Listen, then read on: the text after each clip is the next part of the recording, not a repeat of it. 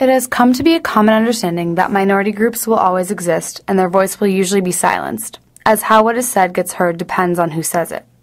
We speak for people we do not know enough about when the study and the advocacy for the oppressed must come to be done principally by the oppressed themselves.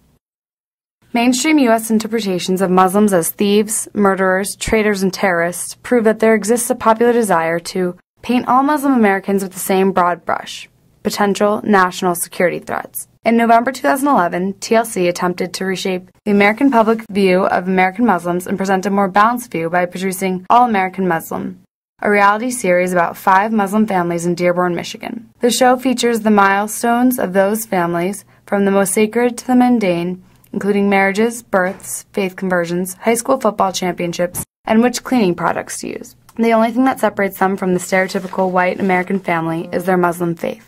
Throughout this series, themes of discrimination and misperceptions emerge in the daily lives of the 5 families. Traveling outside of Dearborn is an event, especially when the airport becomes involved. One dejected cast member reflects, "Already we've been labeled terrorists by bloggers and whatever else. Already we've been labeled." Lingering national stereotypes dictate feelings of suspicion and ridicule towards Muslims.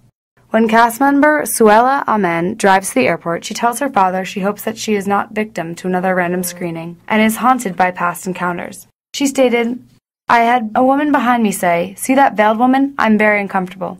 So I turned around and I told her, 'You better get your ass off the plane because I have a meeting to get to educate people like you.'" In a later instance, Nadar and Nawal Ayudi, a young married couple, leave their predominantly Muslim community for breakfast at a local diner.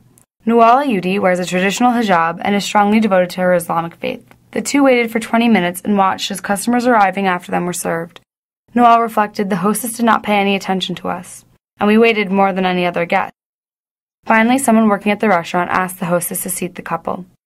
After they were seated, the hostess threw the menus on the table and abruptly walked away. She did not greet them kindly and made the Ayudis feel as if we were aliens or something, as if we were not human. Pregnant Nawal Ayudi expressed that these types of situations make her worry about the lives her children will lead and the obstacles they will face carrying out daily activities. Depictions of Muslims in modern society depend too much on what we've been told and do not challenge the media. Muslims are only being represented in one-dimensional form as terrorists. The ignorant quickly accept the distorted image we have been presented. All-American Muslim cast member Mohsen Amen stated, "There are a lot of people who don't know anything about Islam and think all Muslims are the same, and I hope people change their attitude and accept a person for what he is." The voices of American Muslims have been neglected and overwritten, when in reality they represent themselves as a mother, father, sister, brother, daughter, nephew, with fears and hopes and aspirations as they seek to grow as a person and a Muslim.